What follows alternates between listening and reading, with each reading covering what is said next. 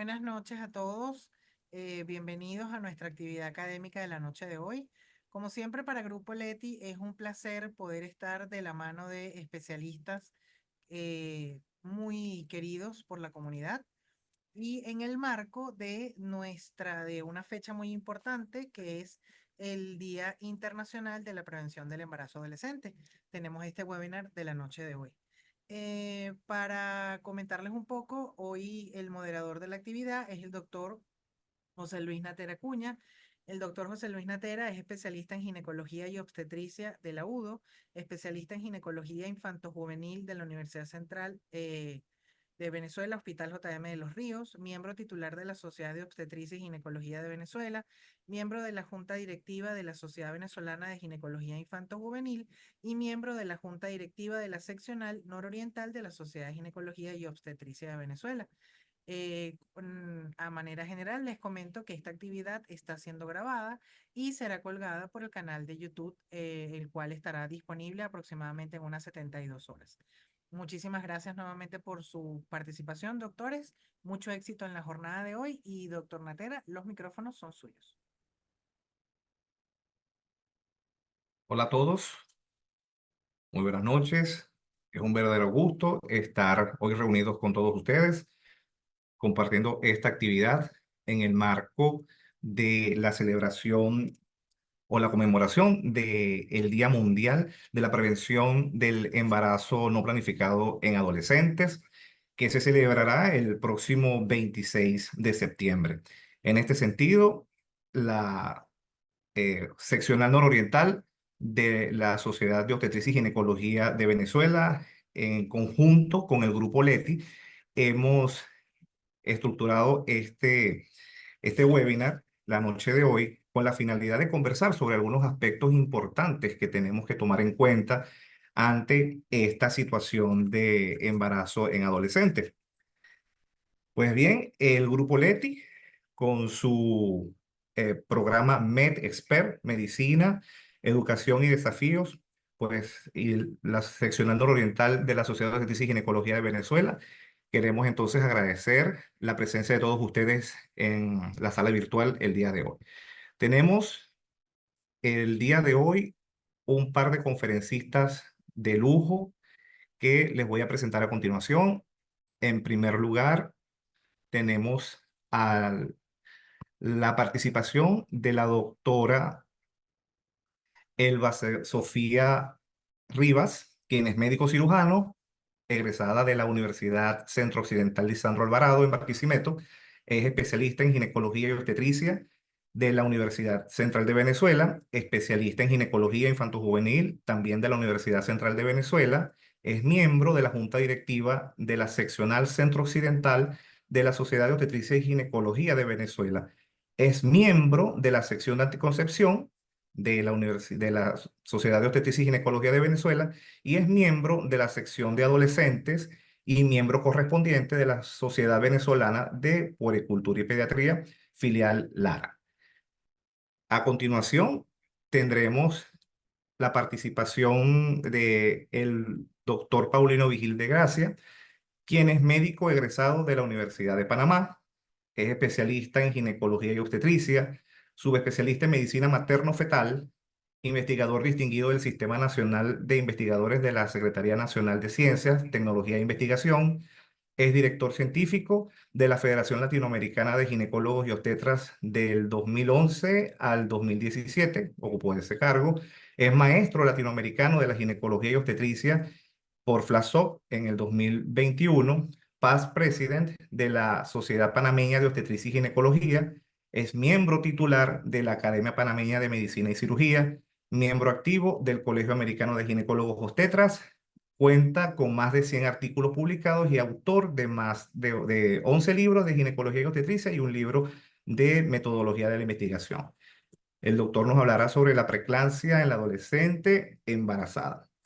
Pues sin más preámbulos, vamos a dar inicio a estas dos magníficas conferencias que tenemos preparadas para todos el día de hoy. Vamos entonces a invitar a tomar los micrófonos a Sofía para que nos converse un poco sobre el embarazo en la adolescente que evitamos cuando lo prevenimos. Sofía, bienvenida. Gracias, José Luis, por tu presentación. No sé, ¿ya dejaste de compartir la pantalla? Sí. ¿Sí? Ajá. Déjala para yo colocar mi presentación. Ahí se ve tu pantalla. Ujú. Ok. Doctor Natera, en el mismo botón donde le dio a compartir, exactamente. Listo. Listo, ¿no? Quiero que me confirmen que pueden visualizar mi presentación. Se ve perfecto, Perfecto. doctora. Ok, chévere. Bueno, gracias, doctor Natera, por la presentación tan gentil. Gracias al Grupo Leti por siempre prestar su plataforma para la educación médica continua. Y un abrazo caluroso desde aquí, desde el estado Lara, para nuestro querido doctor Paulino, que bueno, siempre es un invitado frecuente en nuestro país. Qué bueno que nos acompaña hoy, doctor. Bueno, tenemos que el embarazo en la adolescente, ¿qué evitamos cuando lo prevenimos? Y tenemos, ay, a ver, ajá. Para colocarnos en contexto, actualmente tenemos más de 1.200 millones de adolescentes, es la población mucho más grande hasta los momentos y la gran mayoría, estos se encuentran, el 90% está en los países de bajos recursos y medianos ingresos. Y si analizamos, según la OPS, la curva, la pirámide poblacional de nuestro país y la comparamos con la que teníamos en el año 2000 con la del 2023, observamos cómo el grueso poblacional se encuentra en las edades de la adolescencia. Por lo tanto, todo lo que se refiera a este tema debe presentar interés en nosotros los médicos. Y tenemos también que tomar en cuenta que los adolescentes no, la sexualidad como tal en los adolescentes no inicia en la pubertad o en la adolescencia. El adolescente cuando llega a nosotros ya ha tenido en algún momento o alguna experiencia sexual previa en pareja o solo o por lo menos ha buscado información sobre todo en la red de algo que le presente interés. Entonces es por eso tan relevante que siempre debemos adelantarnos y sobre todo formarnos y prepararnos.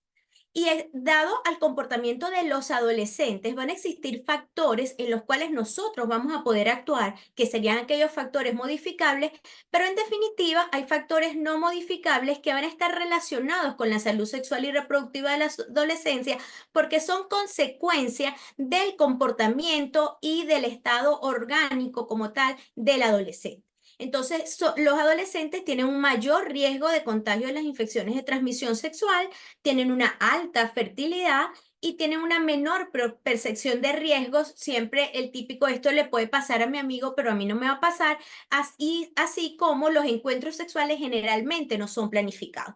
Ante esto podemos educar, pero va a ser muy poco lo que podemos hacer. Pero sí podemos actuar sobre la prevención de un segundo embarazo, dado que después que una madre adolescente se embaraza, hay una alta probabilidad de que se vuelva a embarazar rápidamente. Hay un desconocimiento de las leyes y esto dificulta el acceso a la salud sexual y reproductiva, y no solo por los adolescentes, sino también por el personal de salud, limitando entonces la atención, y por supuesto vamos a tener una menor adherencia a los métodos anticonceptivos y por lo tanto una mayor tasa de falla porque no realizamos la consejería de manera adecuada o la selección del método que sea lo más recomendable para el adolescente.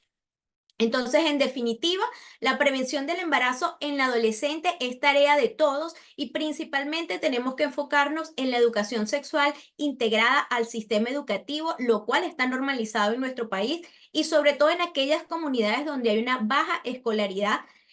Los servicios integrales de salud sexual y reproductiva exclusivos para adolescentes, atendidos por personal capacitado que brinde servicios amigables, debe ofrecerse un acceso sin barrera a los métodos anticonceptivos modernos, incluyendo la anticoncepción de emergencia, y debemos tener una difusión a través de medios masivos de programas de educación sexual y servicios amigables para adolescentes, así como el fortalecimiento de la capacitación del personal de salud en la atención de adolescentes en salud sexual y reproductiva.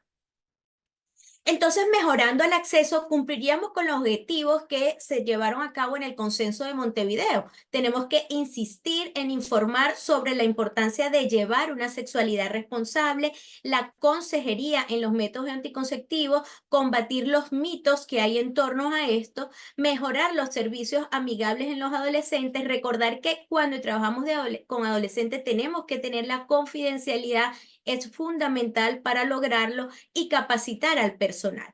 Y por supuesto, no podemos hacer nada de esto sin acompañarlo de anticoncepción, y en las adolescentes la anticoncepción ideal son los métodos reversibles de larga duración, así como el suministro y la información de la anticoncepción de emergencia. ¿Cómo lo hacemos?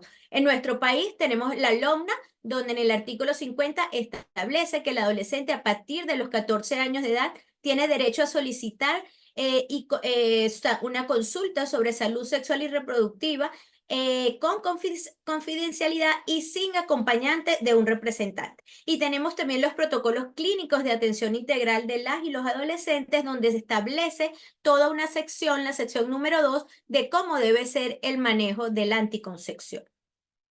Y en estos protocolos vemos cómo la anticoncepción de emergencia, ellos la destacan y la colocan desde la edad de la menarquia, posmenarquia, hasta los 19 años de edad, y especifica en qué condiciones van a ser indicadas. Por supuesto, cuando falla el método que se está usando, cuando hay un riesgo de abuso sexual, cuando la paciente no tomó la pastilla de forma adecuada, o olvidó o no inició nuevamente el método cuando le correspondía.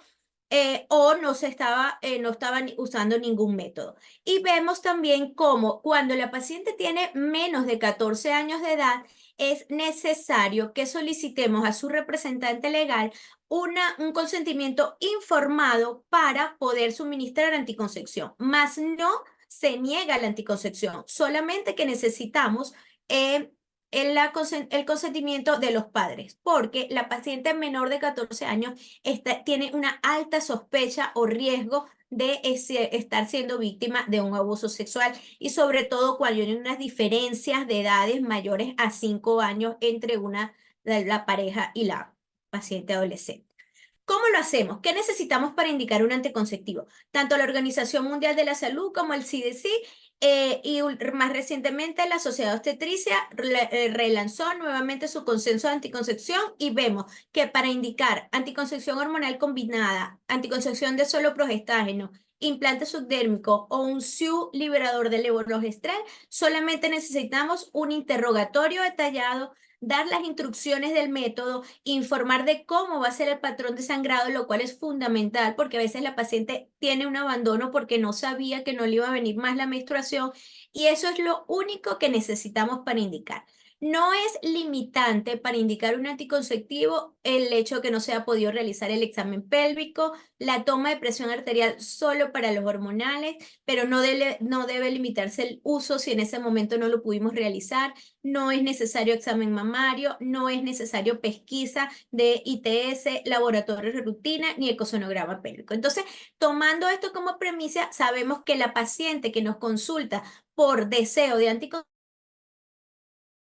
debe salir de la consulta ya con un método establecido.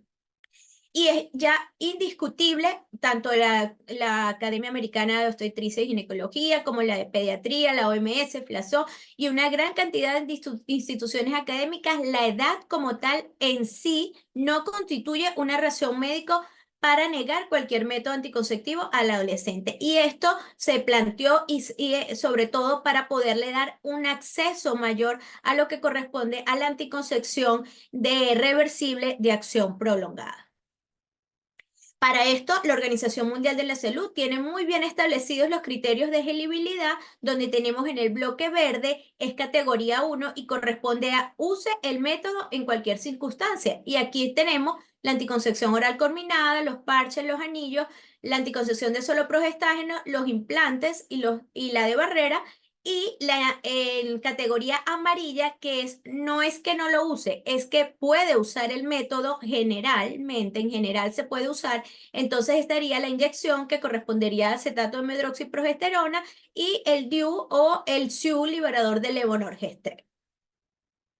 Entonces, en definitiva, la anticoncepción de larga duración es lo que deberíamos escoger como primera opción para las adolescentes porque esta va a tener una mayor tasa de adherencia, una descripción y reversibilidad, tiene pocos efectos secundarios y una alta eficacia porque no depende del usuario, que es lo que en esta etapa de la vida nos conduce a la falla. Y estarían incluidos aquí los implantes subdérmicos, los SIU, los DIU y el acetato de medroxiprogesterona. La anticoncepción de solo progestágeno es categoría 1 para la Organización Mundial de la Salud, lo que quiere decir que es segura en cualquier paciente o adolescente. El implante tiene una eficacia del 99%, es igual efectivo, reversible y discreción. Y en comparación con el acetato de medroxiprogesterona, como se mantiene un nivel de estrógeno basal de la paciente, entonces tiene un menor efecto sobre la densidad mineral ósea, que es el efecto tan temido con los inyectables, pero que sabemos que es dependiente del uso y que al suspenderlo, entonces se va a retomar. Y que no podemos olvidar que en la adolescente no solo debemos indicar la anticoncepción, sino también orientar sobre estilos de vida. Entonces debemos hablar de que, bueno, puede tener un suplemento de vitamina D, que debe hacer ejercicio, que debe evitar el cigarrillo, porque esto también afecta la densidad mineral ósea. Los implantes subdérmicos, en definitiva, se pueden usar en pacientes que tengan como antecedentes los trastornos venosos superficiales, varices o trombosis superficial, así como ITS, VIH o estén recibiendo tratamiento retroviral. Y otro aspecto que es fundamental en la adolescencia es la prevención del segundo embarazo. Generalmente las adolescentes se van a embarazar entre 2 a 3 años posterior al primero, porque este primer embarazo fue no intencional o estaba usando un método de corta duración y falló. Entonces aquí nosotros tenemos que actuar y esta es una herramienta fundamental para reducir lo que es las tasas de mortalidad y morbilidad, tanto materna como neonatal e infantil, respetando los periodos intergenésicos adecuados. ¿Qué opciones tenemos? Tenemos igual los implantes, así como el DIU o la T de cobre y el SIU o DIU liberador de neurogestrel, que no interfiere con la lactancia materna y que la paciente lo debería recibir en las primeras 48 horas postparto. Lo ideal sería que fuese antes de su egreso o su alta hospitalaria, y esta herramienta ha dado resultados en los países que se ha aplicado para una reducción de la mortalidad materna y del embarazo no intencional, así como también es aplicable en los casos de aborto. Los efectos secundarios tan temidos que siempre tenemos con la anticoncepción y sobre todo en las adolescentes, el riesgo de tromboembolismo, tenemos que una paciente sin uso de anticonceptivo tiene un riesgo de 4 en 10.000. Si toma un hormonal combinado con etinilestradiol, dosis baja, que es lo que actualmente encontramos en nuestro país, este riesgo se eleva de 9 a 11. Pero si la paciente se nos embaraza, tiene un riesgo de trombosis de 29 en 10.000 en el parto o puerperio. Entonces, esto es mucho más elevado. Y con respecto a la densidad mineral ósea, como lo mencionábamos, o la osteopenia, tenemos que insistir en los hábitos y mucho más debilitamiento de su masa ósea lo va a producir el embarazo que el uso limitado. Y por eso lo más importante es que la paciente adolescente no se embarace. Pero, ¿qué pasa cuando una adolescente se embaraza? Bueno, se ponen de manifiesto los grandes síndromes obstétricos. Tenemos que la adolescente nulípara embarazada corre un mayor riesgo de morir por complicaciones relacionadas con los síndromes obstétricos. Y esto es inversamente proporcional a la edad. Mientras menor edad, mayor riesgo. Y cuando lo comparamos con la paciente de 20 años de edad, ya el riesgo se equipara al de la paciente adulta. Entonces, esto es fundamental que lo tenemos en cuenta. La CEPAL estima que la maternidad adolescente en América Latina y el Caribe está por encima del 20%, y esto en definitiva guarda estrechas relaciones socioeconómicas y sociales que vivimos. En esta gráfica, donde vemos la razón de mortalidad materna en nuestro país, para el 2005 correspondía a un 95 y actualmente llevamos a 219, o sea, hay un incremento y un aumento marcado, y esto está visto también por las edades cada vez más tempranas de las adolescentes embarazadas en nuestro país. Y, por supuesto, a esta edad hay un mayor riesgo biomédico porque hay condiciones previas como anemia, infecciones urinarias, bacteriurias asintomáticas o abortos que van a condicionar un parto prematuro, la preeclampsia que va a condicionar un bajo peso al nacer y crecimiento fetal restringido, complicaciones propias del embarazo como la desproporción fetopélvica, el trabajo de parto prolongado, hemorragias postparto, sepsis por parto, y en los hijos va a haber un bajo peso al nacer, Apgar bajo, traumatismos, problemas neurológicos y riesgo de muerte en el primer año de vida. Si es grave, ¿cómo será la preocupación de los hijos de madre adolescente, que es un ser que viene a desarrollarse dentro del cuerpo de uno que todavía no ha completado su desarrollo? En este trabajo, donde vemos la tendencia actual de la mortalidad materna en la maternidad Concepción Palacio en Caracas, desde el año 2014 al 2020, ellos vieron cómo 1 de cada 3 muertes maternas se presentó en los extremos de la vida. La principal causa fueron los trastornos hipertensivos del embarazo, seguidos de la sepsis. Y lo que dentro de las cosas que llamó muchísimo la atención, las pacientes llegaban sin control prenatal y a su vez el lapso desde el momento del ingreso hasta el fallecimiento en algunos de los casos fue menos de 24 horas. Este artículo que lo tengo como referencia, pero hoy tenemos a su autor aquí con nosotros, el doctor Paulino, el estudio donde el 76% de las pacientes con eclampsia eran menores de 20 años y el 46% las presentaron con unas cifras tensionales entre 140 y 90. Y en definitiva, hay algo hormonal, hay algo, una inmadurez biológica a nivel del útero que hace que estos trastornos obstétricos sean muchísimo más agravados y no es solo los factores sociodemográficos. Múltiples trabajos hablan que hay una mayor probabilidad de tener hijos de bajo peso al nacer, es de 2 a 6 veces más que si la paciente tuviese 20 años de edad. La adolescente tiene menos probabilidad de practicarse un aborto y se considera que las pacientes, 1 de cada 10 abortos es una paciente adolescente entre 15 y 19 años. Hay una pérdida en las oportunidades educativas por 2 factores. Si la paciente se embaraza, lo más probable es que va a dejar de estudiar y entonces esto va a hacer que tenga menos acceso a trabajos mejor remunerados y por lo tanto va a disminuir su nivel académico, pero también nos enfrentamos que muchas de estas adolescentes se embarazan y ya habían abandonado el sistema educativo. Y cuando esto ocurre, la adolescente tiene menos probabilidad de usar un método anticonceptivo en su primera relación sexual. Van a tener una mayor probabilidad de tener un mayor número de hijos porque esto sigue siendo una adolescente y ella va a retomar su actividad sexual. Cuidado si antes de 3 meses, y esto lo va a hacer sin protección o con un método que no es seguro. Y esto va a condicionar a un mayor riesgo biomédico para la madre y para el hijo. Y este hijo mayor va a quedar desatendido con una menor probabilidad de estímulo y hasta con suspensión de la lactancia materna por este nuevo embarazo. Cuando lo comparamos con las adultas, hay 2 veces más de posibilidades que se vuelvan a embarazar en menos de 2 años.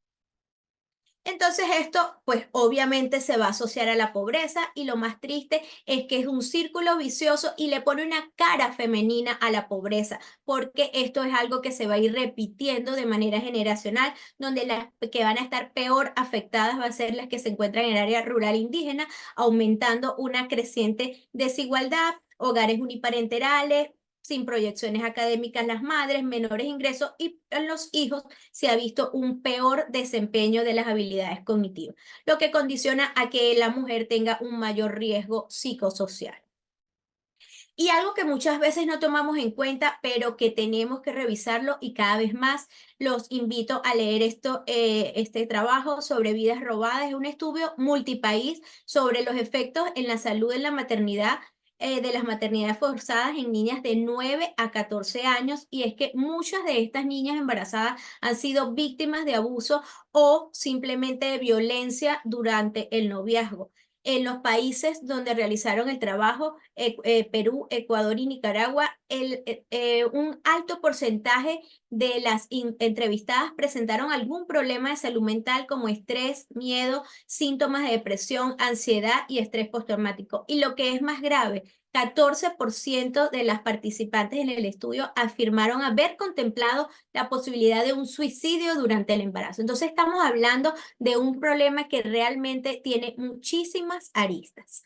En definitiva, cubrir la necesidad insatisfecha de anticonceptivos modernos en adolescentes, sobre todo entre 15 y 19 años o menos, va a evitar en cada año 2.1 millones de nacimientos no planificados, 3.2 millones de abortos y 5.600 muertes maternas.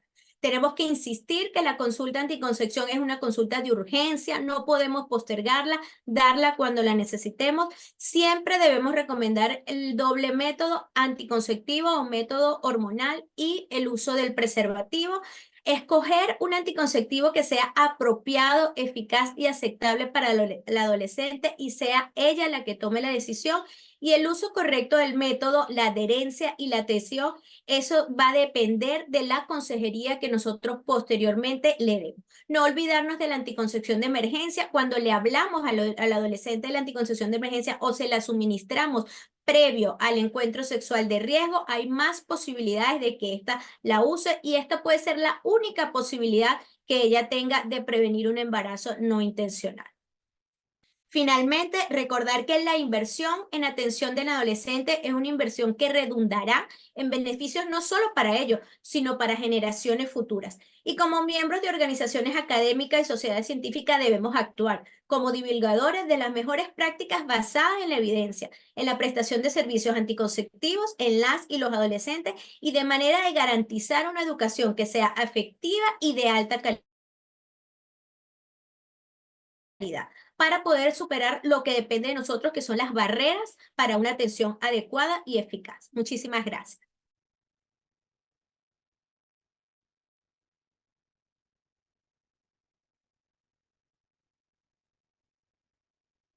Sofía, agradecidos con tu presentación, brillante como siempre, con Gracias, estas, José Luis.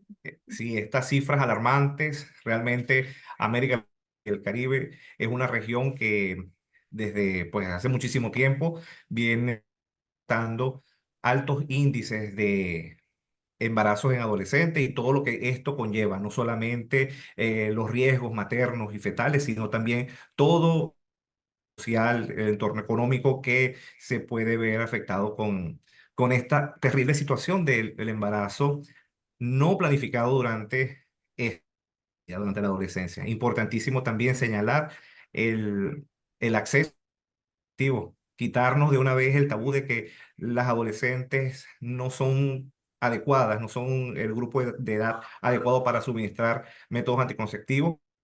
Realmente, basándonos en los criterios médicos de elegibilidad, se ha demostrado que, pues sí, las adolescentes son las candidatas, si se quiere, ideales, porque tenido el rango de antecedentes personales de haber desarrollado patologías que puedan evitar el uso de estos métodos que están disponibles. Así es. Agradecido con tu presentación. A continuación, entonces, le damos el pase al doctor Paulino Vigil de Gracia, quien nos va entonces a disertar sobre la preeclampsia en las adolescentes embarazadas. Bienvenido, doctor Paulino. Los micrófonos, cuando guste, puede compartir pantalla.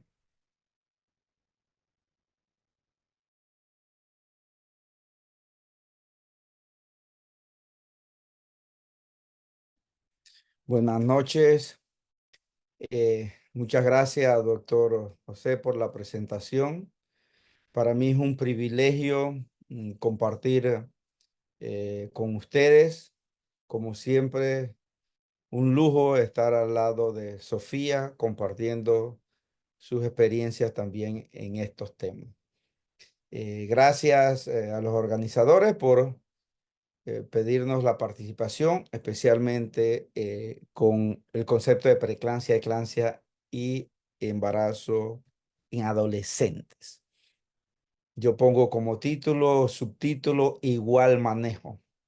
Vamos a hacer una reflexión y qué conocemos sobre el impacto en la salud de las mujeres adolescentes embarazadas secundario a una preeclampsia.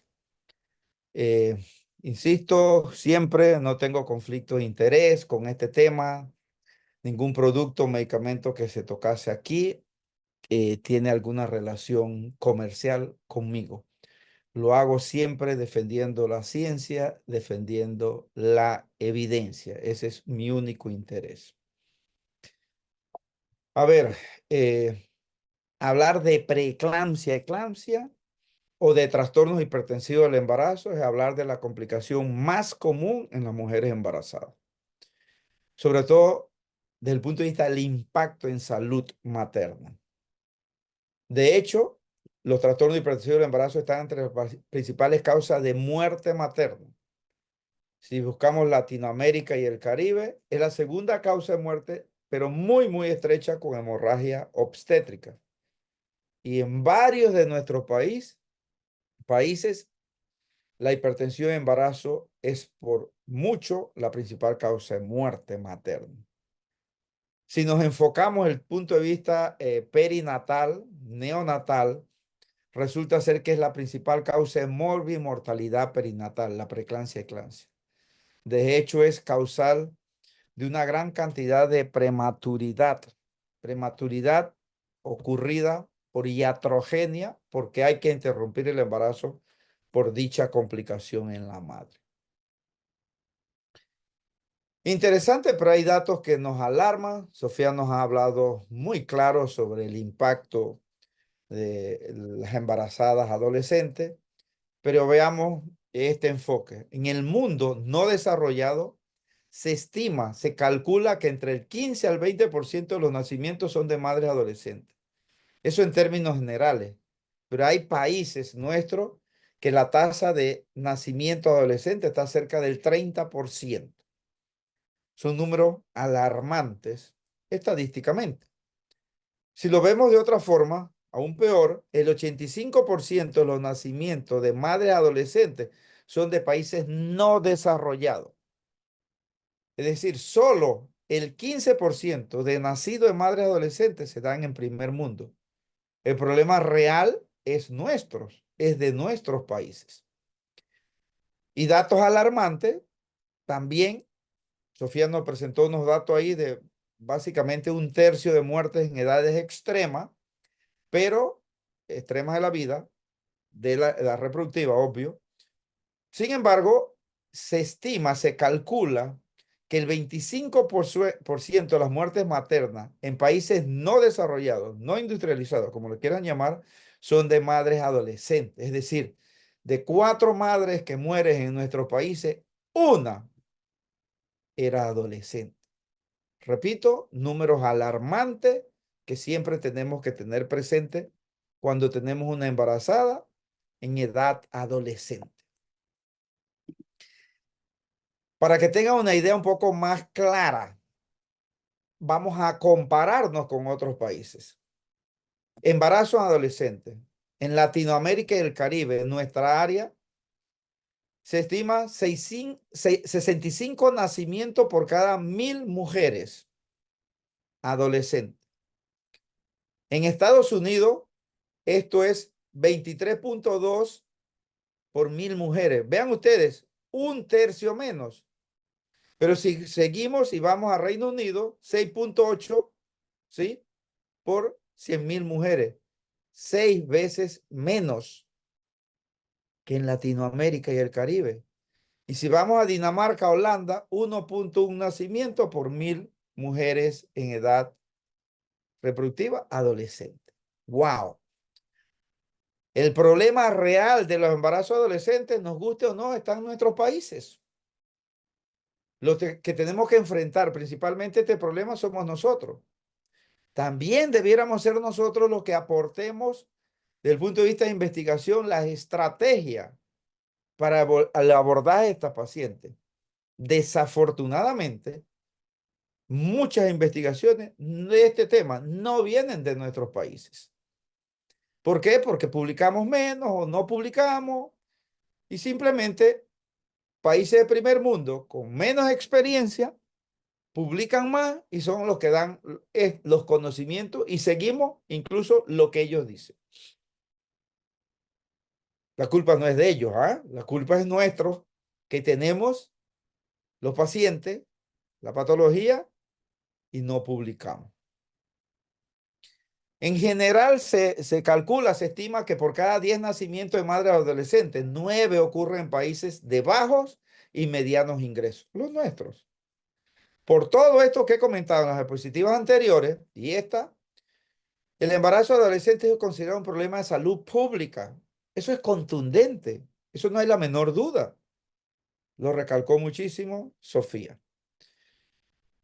Especialmente en países de moderado y bajo ingreso, como les comenté, cuando nos comparamos con países de primer mundo, la diferencia es enorme en cuanto a embarazo adolescentes en nuestra población. Los problemas son muy claros y probablemente todos ustedes los conocen. Lo que resulta de un embarazo en adolescente para mamá, para ese futuro hijo, para esa familia, para esa comunidad, es grande, es enorme. Sí, desde el punto de vista obstétrico, sabemos que hay una mayor tasa de pequeño parada gestacional, hay mayor tasa de parto prematuro, hay mayor tasa de muerte perinatal, incluso preeclampsia, eclampsia, el porcentaje es extremadamente alto y es de lo que les voy a hablar, por eso aquí lo pongo en rojo. Y el otro concepto es muertes maternas, que como ustedes observan, y ya les mencioné, es un gran problema de pacientes con embarazo en adolescentes. Todo esto es muy conocido por ustedes. Yo me voy a enfocar en la parte de preeclampsia, eclampsia. Factores de riesgo para la preeclampsia, muchísimos, múltiples. Entre ellos, las edades extremas de la vida. Entre ellos, adolescentes. Y les muestro los datos. Pero, ¿qué pasa cuando vemos las normas, las guías de preeclampsia y eclampsia en el mundo? Ni siquiera mencionan adolescentes. ¿Por qué? Porque ellos no ven adolescentes. Ese no es el problema. ¿Por qué? Porque se investiga muy poco. Entonces, es difícil encontrar una guía que usualmente vienen de primer mundo que hablen de embarazo adolescente porque ese no es el problema de ellos. Pero nosotros no aportamos y no hacemos ver esta realidad. Estos números, más o menos, solo para explicarles, pero es un estudio hecho en primer mundo, donde ellos nos muestran claramente, Japón, cómo ellos tienen problemas de eclampsia en mujeres con embarazo adolescente. Menor o igual de 19 años, definición de embarazo adolescente, la tasa de eclampsia para ellos representa 18.8 por cada 10.000 mujeres.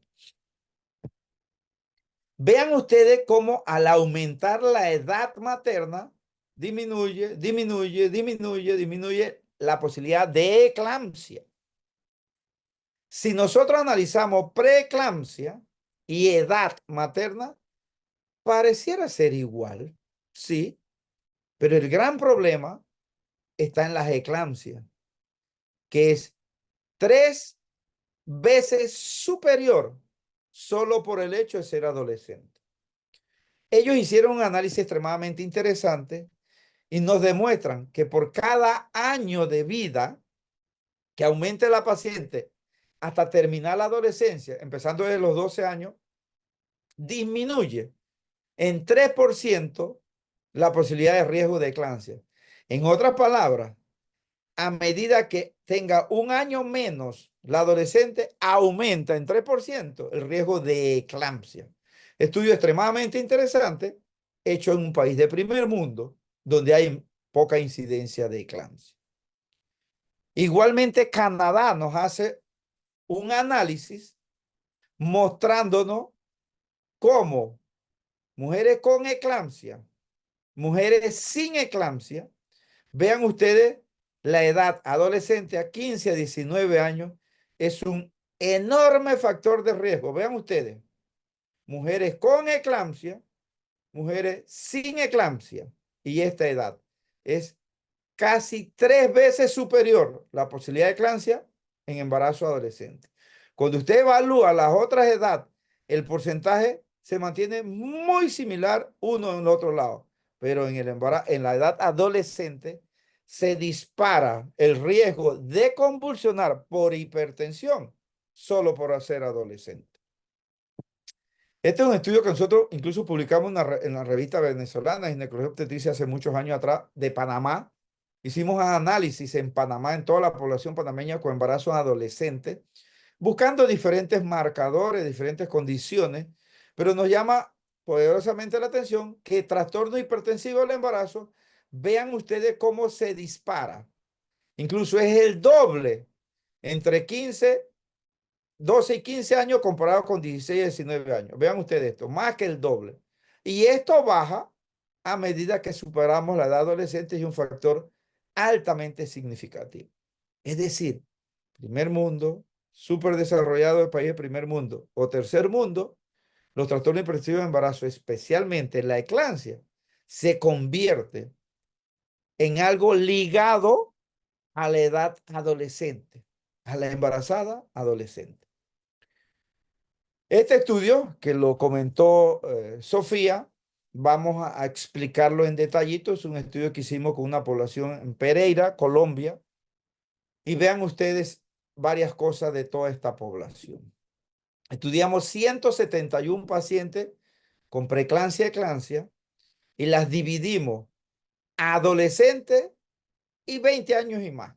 Adolescentes con preeclampsia y eclampsia 46, 20 años y más 125. Vean ustedes solo el hecho de eclampsia. La eclampsia ocurrió en el 28% de los adolescentes. Sin embargo, eclampsia ocurrió solo en el 3% de edad adulta. Una misma población, un mismo periodo. Extremadamente altísimo la posibilidad de convulsión en adolescentes versus la edad adulta. Una misma población. Vean ustedes otro dato. Las adolescentes llegan a término 36, 37.6, 38 semanas redondeando. Las mujeres adultas, 20 años más, terminan su embarazo prematuramente. Curioso, ¿no? Porque hay más eclampsia, pero llegan más a término. ¿Por qué será que llegan más a término? La paciente de 20 años y más, las interrumpimos antes, significativamente. Pero el extremo de estos datos fríos, así, al ojo nada más, es que miren la hipertensión severa. La hipertensión severa ocurre menos en la adolescente. El doble de hipertensión adulta o más tiene hipertensión severa y esto es significativo. Entonces, espérame. Hay más eclampsia en la adolescente. Avanzan más edad gestacional, pero tienen menos crisis hipertensiva. Obvio, no hay una relación entre crisis hipertensiva y eclampsia, y eso lo sabemos mucho tiempo atrás. Pero posiblemente, como no hay crisis hipertensiva, estoy especulando, ahora vamos a ver otros datos, como no tiene hipertensiones severas, la dejamos avanzar más y convulsionan más. Todo eso está en la mesa a discutirse. Porque es curioso que tengan menos crisis hipertensiva. Es curioso que las dejamos que avancen más el embarazo y hay más eclampsia. En la adulta hay menos eclampsia, la interrumpimos prematuramente y observamos más crisis hipertensiva. A lo mejor por más crisis hipertensiva decidimos actuar más rápidamente. Sin duda, y eso lo súper sabemos, no hay una relación directa entre crisis hipertensiva y eclampsia. Muy bien. Luego de ese estudio que hicimos en Pereira, decidimos proyectar y programar un estudio en Latinoamérica. Y estudiamos en 9 maternidades de Latinoamérica la relación de trastorno hipertensivo, embarazo adolescente. Decidimos solo hacer análisis en toda población embarazada adolescente que tenía un control prenatal y que la captábamos desde el primero o inicio del segundo trimestre y la seguimos hasta que terminó el embarazo. El objetivo nuestro era ver si había un cambio en la presión arterial que nos pudiese ayudar a predecir eso de preeclampsia. Este artículo se publicó en el Journal Canadiense de Ginecología y Obstetricia en el año 2021. No le presten mucha atención a este cuadro porque se van a enredar, yo lo voy a explicar, pero este cuadro lleva varios objetivos: tener sensibilidad, especificidad, valor predictivo positivo, valor predictivo negativo, Likelihood ratio positivo, Likelihood ratio negativo y el área bajo la curva. Es una serie de marcadores que buscamos para predecir puntos de corte específicos. Hicimos varios análisis en esas pacientes embarazadas, adolescentes, que las seguimos. Algunas desarrollaron eclampsia, otras preeclampsia, otras no desarrollaron complicación. Y tratamos de buscar si había una relación en cuanto al nivel de presión sistólica, diastólica, sistólica o diastólica, que explicara que una basal llevaba más presión arterial. E incluso llegamos a combinar cantidad de sistólica, cantidad de diastólica y ver si había un factor predictivo. El factor predictivo más importante con la presión basal del adolescente en este estudio resultó ser 20 milímetros de mercurio en la sistólica y diastólica. Vean ustedes, un área bajo la curva de 0.98, un Lively Check positivo de 35, que con solo 10 es impactante. Entonces, con enorme posibilidad de predicción. ¿Qué significa esto? Ahora sí, en lenguaje sencillo. Que si un adolescente aumenta sobre la basal 20 milímetros de mercurio en la sistólica y diastólica, el riesgo de ella de tener preeclampsia y eclampsia es extremadamente alto, independiente que llegue o no llegue a 140-90. ¿Me estoy explicando? Porque lastimosamente usamos el cutoff o el criterio de 140-90 para si es preeclampsia. Si tiene menos de eso, no. Y ahí metemos a toda la población. Pero ¿saben qué? Cuando se hicieron esos estudios, esos análisis, no hay población adolescente allí. Porque el primer mundo no tiene ese problema. Entonces, en esas grandes guías del mundo, miden con la misma vara al adolescente y a la adulta. Y eso es lo que nosotros encontramos aquí, que es incorrecto en este paper. Ahora yo me voy a enfocar en esta diapositiva para tratar de explicar eso. Concentración. Los que se están durmiendo, despierten con esta diapositiva.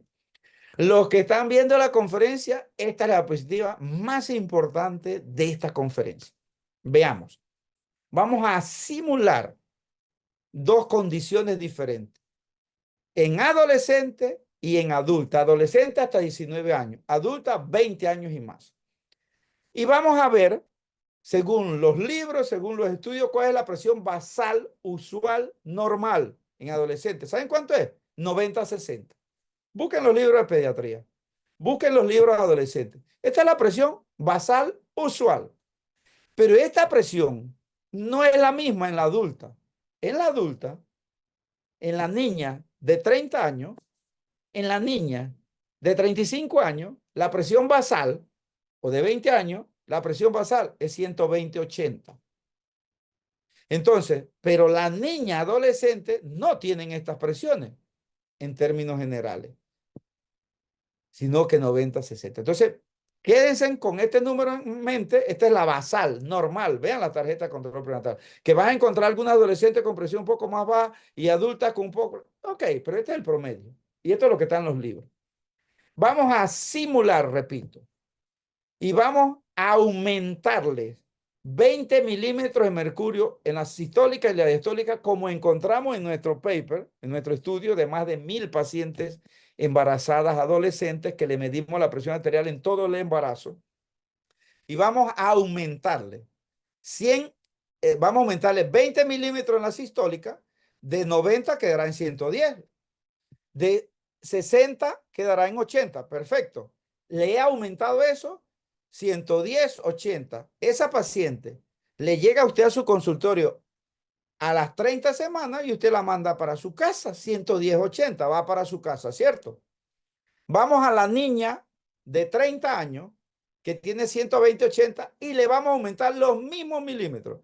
De 120 más 20 quedan 140. De 80 más 20 quedan 100. 140, 100. ¿Qué hacen usted con esa paciente?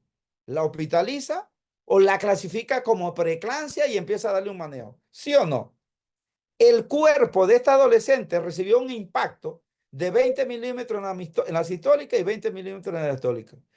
El cuerpo de esta adulta mayor o esta adulta de más de 20 años de edad recibió un impacto similar.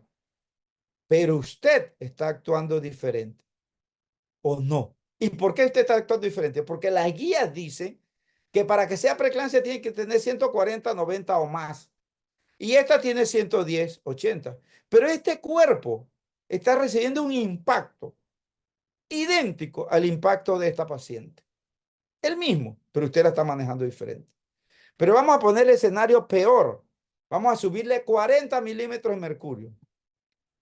Tiene 90, le subimos 40, queda en 130. Tiene 60, le subimos 40, queda en 100. Ahora esta paciente 130, 100. Pero miren cuánto se disparó la basal. Esta paciente que hace usted ahora la hospitaliza. 130, 100. Ahora la hospitaliza. Vamos a la adulta, el mismo ejemplo. 120 más 40, 160. 80 más 40, 100.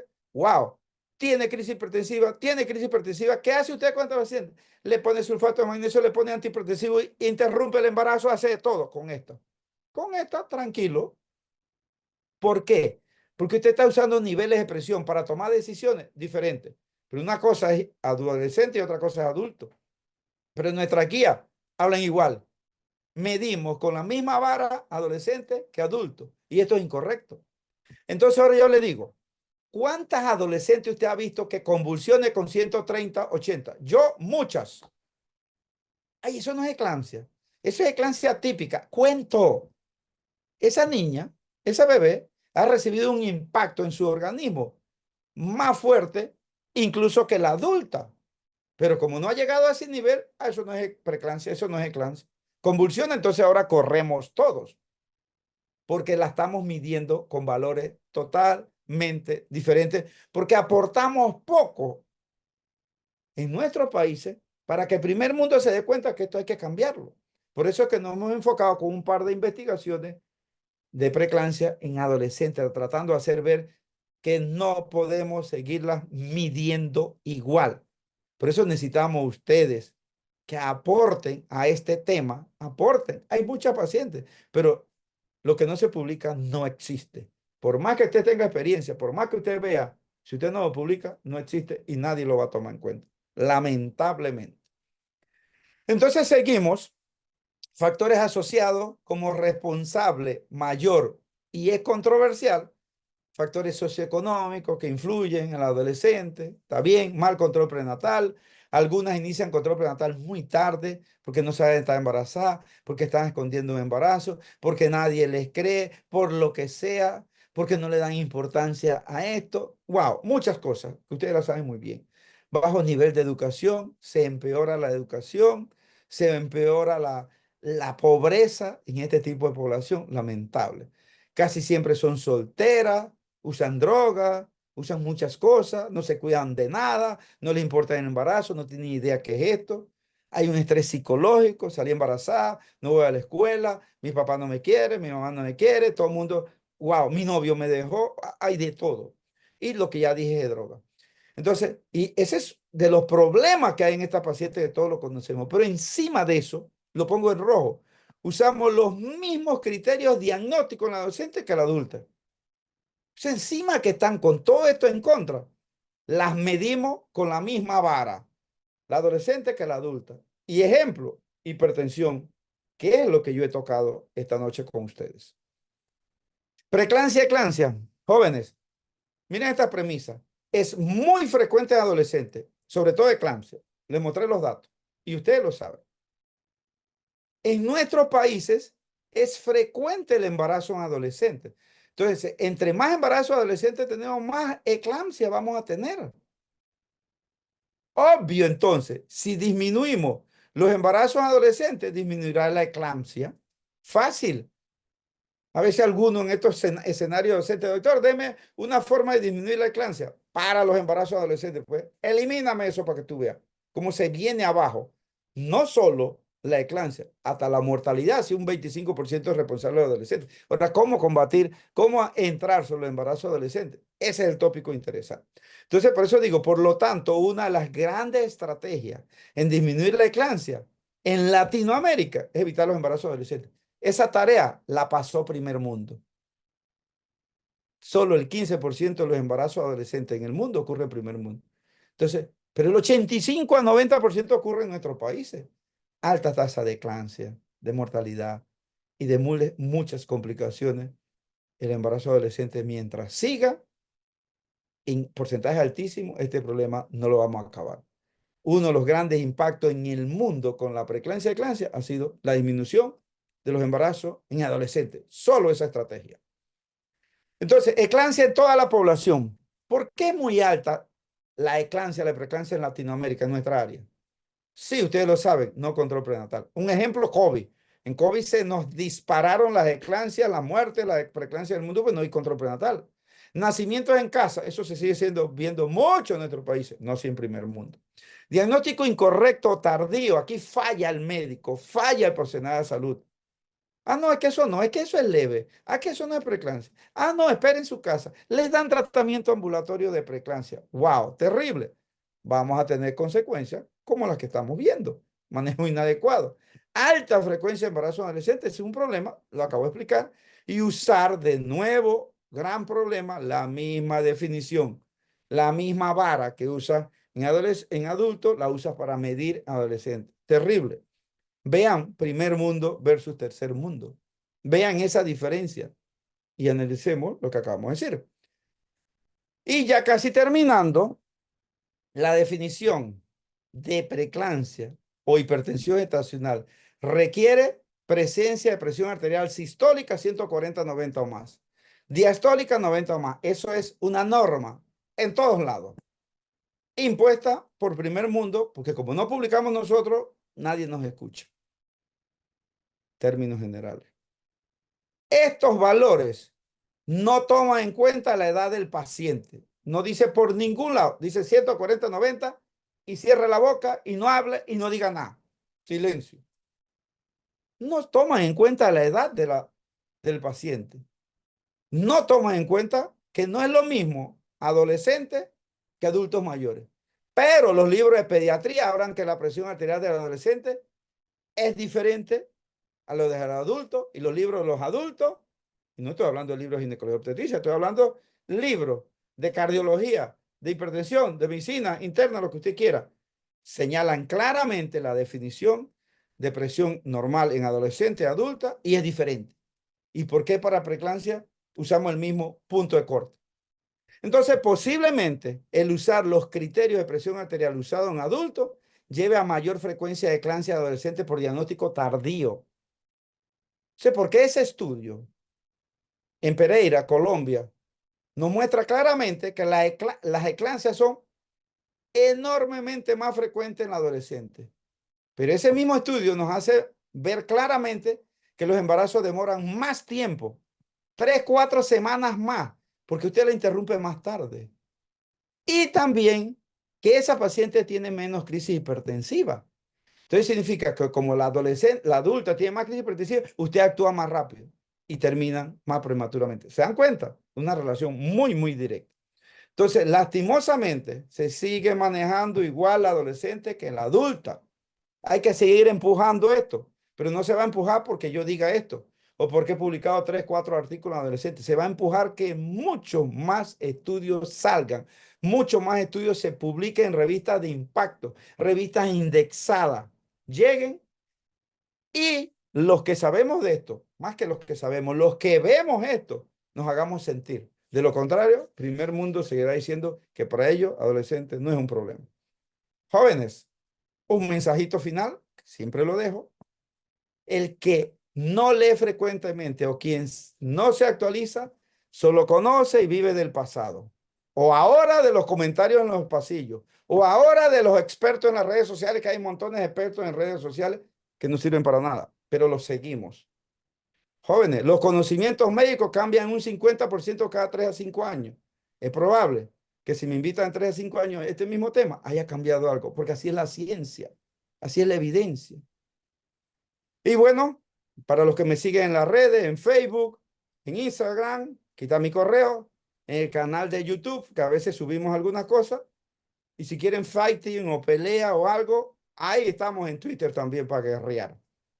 Un placer, un privilegio haber compartido con ustedes. Muchísimas gracias. Excelente, doctor Paulino, como siempre. Agradecidos con su presentación. Invitamos a todos los que están conectados en la audiencia, si quieren formular preguntas, pueden ir enviándolas acá en el buceo, en el chat. Mientras vamos entonces a dar pase a nuestra amiga Farah Arbeláez para una información.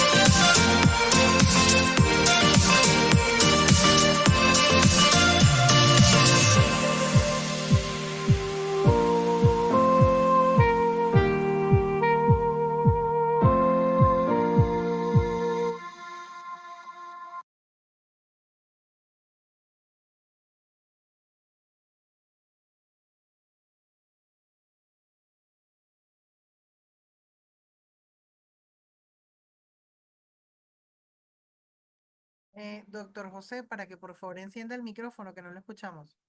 Tiene el micrófono apagado, José. Ok, muy bien, sí. Bueno, tenemos acá el chat lleno de presentaciones para ambos expositores, múltiples expresiones de cariño y afecto para el doctor Paulino y para la doctora Sofía. Y hay algunas preguntas. Para empezar, me gustaría iniciar con esta pregunta dirigida a la doctora Sofía Rivas, quien nos habló sobre anticoncepción. Y nos preguntan por acá, ¿cuánto tiempo es recomendado indicar el acetato de medroxiprogesterona inyectable? Sí, bueno, se habla que debería usarse un máximo de 2 años, pero esto también va a depender del momento de inicio de ese tipo de anticonceptivo, puesto que el pico máximo de masa ósea o la ganancia máxima de masa ósea se da en la adolescente en los 2 a 3 años posmenarquia. Entonces, si es un adolescente de 18 años o de 16 años, no es lo mismo a que sea un adolescente de 12 y que tuvo una menarquia a los 10. Entonces, se estima que un tiempo de uso de 2 años, al suspenderlo, la paciente va a recuperar su densidad mineral ósea. Pero si es la única opción que tenemos, lo correcto es usarlo porque tenemos que insistir que es un criterio 2 de los criterios de elegibilidad. Lo podemos usar, solo que tenemos que suplementar con vitamina D, insistir en los hábitos de actividad física y de no hábito tabáquico, porque lo más importante es que no se embarace la paciente y creo que ese es el mensaje principal de esta actividad. Excelente, muy bien. Sí, al doctor Paulino, felicidades por su conferencia de excelencia académica, sería interesante establecer una guía de consenso del manejo de los trastornos hipertensivos de las adolescentes con los criterios especiales del manejo para adolescentes. Eh, Conocimiento, doctor, si se están elaborando investigaciones en este sentido, si se están estableciendo guías, si se están estableciendo parámetros para el manejo en pacientes adolescentes. Sí, bueno, guía hay muchas sobre embarazo adolescente e incluso en cada país a veces encontramos hasta varias guías. Sin embargo, la fuente principal del requerimiento de estas guías no son estudios latinoamericanos. Y por eso yo vuelvo a insistir, tal vez el aporte más grande que podemos hacer es que sí tenemos el conocimiento, sí tenemos los pacientes, pero ver cómo estructuramos esa información y la publicamos en revistas de impacto para que puedan ser aplicadas y en nuestras guías. Por supuesto que se sigan haciendo y se van a seguir haciendo, pero yo seguiré observando estos mismos detalles inconsistentes de que no valoramos lo que está pasando en nuestra población y usamos para tomar en cuenta en las guías la información de primer mundo. Quiero acotarte que como parte de esas guías hay varias preguntas ahí que leí rapidito sobre ácido acetil salicílico, aspirina a nivel de adolescente. Es fácil. Ningún estudio con aspirina, ni siquiera el ASPRE que se hizo en grande en Europa, ingresaron embarazadas adolescentes. Entonces, si yo tengo que responder, no así, basado en la evidencia, yo no recomendaría aspirina porque no hay en los estudios adolescentes que se hayan seguido con o sin aspirina. Así de fácil. Porque, repito, no incluyen los adolescentes en ninguno de estos estudios. Pero si me preguntas, doctor, independientemente de eso, ¿usted usaría aspirina? Yo la uso en todos los embarazos adolescentes que veo. Le explico al paciente, le explico a la mamá, le explico al acudiente, al representante legal y le damos aspirina. Pero tengan presente algo, a los 2 o 3 que hicieron esa pregunta. La aspirina no es la panacea. La aspirina no es que te va a prevenir la preeclampsia. La preeclampsia te la puede prevenir en número un 10 a 19%, pero previene preeclampsia pretérmino. La preeclampsia de término no la evita nadie en estos momentos. Hay que interrumpir el embarazo. Y la preeclampsia pretérmino solo representa un 10% de toda la preeclampsia. Por ende, el impacto real que tiene la aspirina es mínimo. Y menos ahora que tiene un interés comercial con la aspirina, recetando la aspirina de 150 miligramos, porque Kipros Nicolaides y no sé quién dijo que 150 miligramos. La Organización Mundial de Salud en su statement del 2021 es consistente y sólida. No den aspirina de 150 miligramos porque esto se asocia más sangrado. Y pueda que sea igual de efectiva que la infantil de 81, 75 o 100 miligramos que ustedes pueden tener, pueda que sea igual de efectiva, pero esta de más baja dosis no tiene los efectos secundarios de hemorragia obstétrica que tiene la de 150. Entonces, sí, yo la uso sin tener documentación, evidencia, porque no se ha investigado en la adolescente el efecto real de la aspirina. De hecho, tengo un colega amigo Cajamarca, Perú, que por ahí estamos hablando de ver si hacemos un estudio con aspirina en adolescentes y obtener el consentimiento, obvio, a ver si podríamos probar beneficios también en esta población. Pero la usamos, no hay evidencia en estos momentos y usamos una sola dosis, que es 81 miligramos en promedio. Jamás más de 100 miligramos, siguiendo las recomendaciones de la Organización Mundial de la Salud. Muy Muy bien, bien. José. ¿Alguna otra pregunta? Sí, aquí habla sobre el tratamiento en preeclampsia, doctor. Me imagino que en pacientes adolescentes, el tratamiento de primera elección, me imagino antihipertensivo. El tratamiento de la eclampsia en cualquier ser humano, en cualquier edad, es la interrupción del embarazo. Sacar bebé, sacar placenta. No hay otra forma. Dar antihipertensivo a una preeclampsia es trasladar la complicación para días después o es taparse los ojos. Porque le di antihipertensivo y bajó los niveles de presión arterial, no estoy viendo nada. La preeclampsia es un síndrome. Dentro de ese síndrome hay un signo que se llama presión arterial. Ese signo yo lo puedo tapar, lo puedo ocultar, bajando la presión arterial, pero el síndrome continúa. Entonces, ¿sí? ay, mire, doctor, me convulsionó, tiene un gel y tiene 110/70 porque la tienes atiborrada en antihipertensivo. Quitaste el síntoma, el signo, no quieres ver nada, pero espérame, eso no corrige la patología. Entonces, muchísimo cuidado. Una cosa es hipertensión arterial crónica y otra cosa es preeclampsia. La preeclampsia yo la puedo estabilizar, la puedo manejar, pero no puedo darle antihipertensivo y dejar que esta paciente siga ahí porque eso va a explotar y va a explotar en mi cara con presión normal porque le tengo la presión abajo. Muy bien, doctor. ¿Qué criterios de prevención y monitoreo se podría recomendar para adolescentes para prevenir un trastorno hipertensivo? Considerando esas tensiones arteriales basales que maneja el adolescente, ¿no? Sí, mira, la primera prevención es que no se preñen. Esa es la mejor prevención, evitar el embarazo. Eso es estrategia. Se preñaron y ¿qué hacer? Un control de embarazo estricto. Pero ese control del embarazo estricto no es para prevenir la preeclampsia, es para captarla a tiempo, para actuar a tiempo y para evitar las grandes complicaciones. Yo sigo diciendo, en esa paciente que la basal se disparó 20 milímetros de mercurio, la sistólica y diastólica, a esa póngale sus 10 ojos, sus 10 ojos, véala diferente. Si hablamos del punto de vista de prevención, ya les dije que yo uso aspirina infantil a la dosis que recomienda la Organización Mundial de Salud, el Colegio Americano, la Guía para el Estudio de Hipertensión, que es dosis baja, 81 miligramos.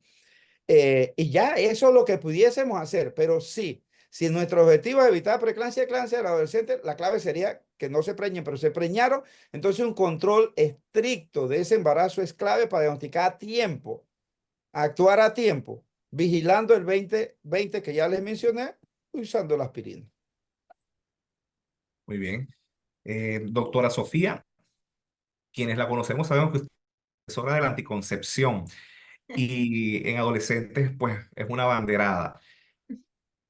Hay un tema en relación a la anticoncepción de emergencia y es el tema de que usar la anticoncepción de emergencia de forma reiterada trae complicaciones al adolescente y a la población en general.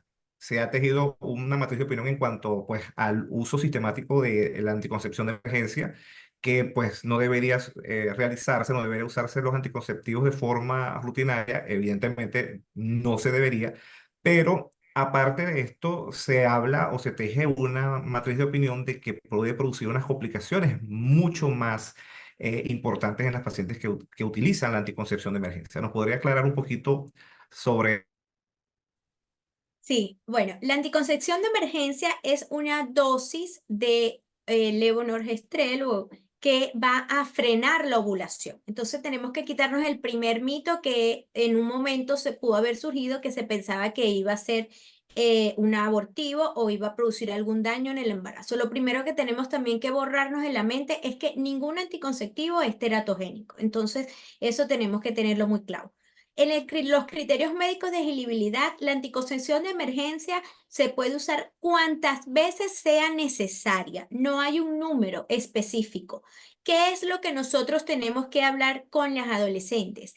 Que ella, si ve que en un mes ha usado 3, 4 o 5 veces un anticonceptivo de emergencia, ella está necesitando un método anticonceptivo fijo porque su frecuencia sexual es tal que amerita estar protegida. Entonces, eso es lo que nosotros tenemos que conversar, pero no es que ni que va a dejar de hacer efecto, porque claro que va a hacer efecto si no ha ovulado, porque si ya ovuló, ni que se tome 100 cajas va a salvarse, o que simplemente necesita un método mucho más seguro porque no es para ya no son relaciones sexuales o esporádicas o ocasionales, sino que la frecuencia amerita un método. Tampoco hay una contraindicación con respecto al peso, que a lo mejor en algún momento se pensó que las pacientes con obesidad no, o con un índice de masa corporal elevado no iban a tener efecto y funciona igual. Funciona en las pacientes que están recibiendo lactancia materna, en aquellas pacientes que hayan tenido cáncer o familiares con cáncer. O sea, la anticoncepción de emergencia prácticamente no tiene ninguna contraindicación salvo los que están en criterio 3 y 4, que son para todos los hormonales. Y es importante hablarle al adolescente y en la medida de lo posible entregársela antes de ese encuentro sexual para que ella tenga la mayor posibilidad de poderla usar, porque su efecto o sea, su mayor efecto va a ser en las primeras 72 horas, pero debemos aclararle que tiene hasta 5 días para usarla. Y esta puede ser, como les mencionaba, la única herramienta que tiene de salvarse de un embarazo no deseado o no intencional. Excelente, muy bien. Una pregunta para el doctor Paulino. ¿Cuál sería el punto de corte en cuanto a la tensión arterial que diría para colocar el antihipertensivo en la embarazada adolescente?